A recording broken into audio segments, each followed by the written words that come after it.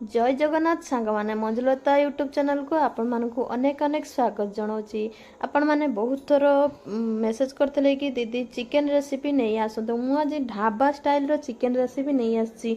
तो चलतु मु तार आज बनई प्रोसेस जनईबी। खूब अल्प टाइम रो वीडियो मु नहीं आसी, बनईबा बहुत सहज।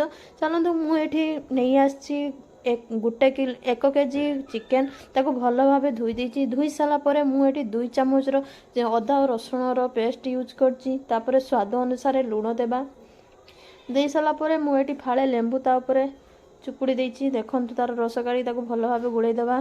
तापर आम लेंबूर रस दे सारा पर ताको भल भाव एमती गुळै देबा। गुळै सारा पर देखंतु आमर चिकेन सहित मसला भी मध्य भल भाव गुळै हो जाइछि। तो एबे चलंतु आउ अन्य प्रोसेस तैयारी करिया। याकू आम अध घंटे पई छाड़ी देबा। तो एबे आम गोटे सस्पेन टे नहींचे, सस्पेन नुह माने प्रेशर कुकर टे नहींचे। आम आपण चाहिए कढ़ई रे भी मध्य करें। मुझे प्रेशर कुकर नहीं तो ये मु सोरिष तेल ऐड करछि। तो ये मु 150 मापर सोरिष तेल देछि। तो आपण मैंने चाहिए 150 कि 200 मापर हम। तो ये देखंतु तेल गरम हो जावा भितर मुझे जीरा, कला जीरा, गोटे गरम मसलार फूल, तेजपत्र, सुखिला लंका, कंचा लंका, डालचीनी, लवंग, अलैच सबू किछि देछि। तो ये आम से गरम तेल ताको पकेइबा। भल भाव भाजी हवा पर्यंत भाजवा। देखो आमर मसला भाजी केमती फाटुची। तो एमती तेल पाखर अलग छिड़ा हो रुहतु। ये मु 4टी बड़ बड़ साइज्र पियाज नहीं, पियाज को भल भाव काटी देछि। ताको देखंतु मु केमिति कुछ कुछ कर काटिछि। तो ताको भल भाव भाजी हवा, लाली पड़िया पर्यंत आमे भाजी हवा। तो पियाजटी भल पर्यंत भाजवाई आम छाड़ीदे। मिनिमम 10 ରୁ 15 मिनिट छाड़ीदे, से भल भाव भाजी हम। तो ये देखो आमर केमिति आहरी भाजी हाँपाई बाकी अच्छी। तो चलतु भल भाव देखु केमिति आमर पियाज हो गला 15 मिनिट भितर।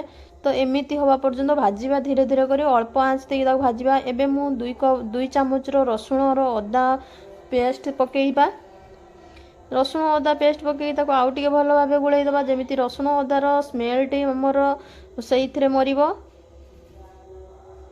एबे चलतु आमे मुझे 2टा बड़ बड़ साइज्र टमाटो नहीं। तो ताकू एमती पीस पीस कर छोट छोट साइज कर काटिकी मसला सहित ऐड करवा। मसला सहित ऐड करवा जहाँफल कि से मसला सहित मेल्ट हो। चलतु भल भाव गुड़ाई देवा। एबे आमर रेडी हो गला मसला। तो मसला रे आमे पानी दबा नहीं। बहुत लोग मसला रे पानी देकी फुटाती, आमे पानी दबा नहीं। एबे आमे रखिथिबा चिकेन को ता ऊपर दबा। ताको दे साला पर आमे भल भाव भाजीवा मसला सहित।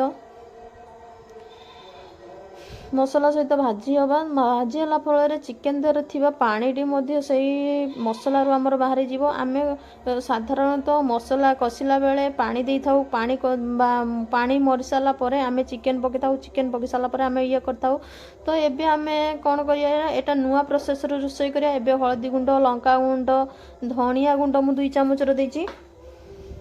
आ स्वाद अनुसार लुण देछि। एवं ताको भल भाव एमती गुड़ाई देवा। गुड़ाई सारा पर देखंतु आमर मध्य केते सुंदर ग्रेवी मध्य हेई आसिला। माने जना पड़ुची ग्रेवी हबार केमिति देखा जाउची। तो एबे आमे सेठारे दही ऐड करबा। ये मीठा दही भी नुह कि खट्टा दही नुह, साधारणतः दुकान रे मिलुथुबा नॉर्मल दही। या पर आमे किछि धनिया पत्र ऐड कर दबा एवं ताको भल भाव गुड़ाई देबा। देखंतु भल भाव आमे गुड़ाई भी मध्य देले। मो चैनल को नुआ करी आसले सब्सक्राइब निश्चित करके जिवे। तो एबे देखंतु सेतिरे मु हाफ कप रो पानी ऐड करछि। चिकेन टी भल भाबे सिजिया पई मु पानी ऐड करछि।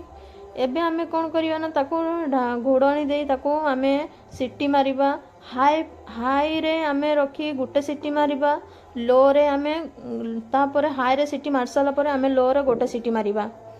जहाँ फल आम चिकेन टी आमर कढ़ई भाजी मसला सहित कषि एबे आमर आउ अधिक सिझिबार किसी आवश्यकता नहीं। तो एबे आमे तार ढाकुणी ठंडा होला परे खोलीदबा।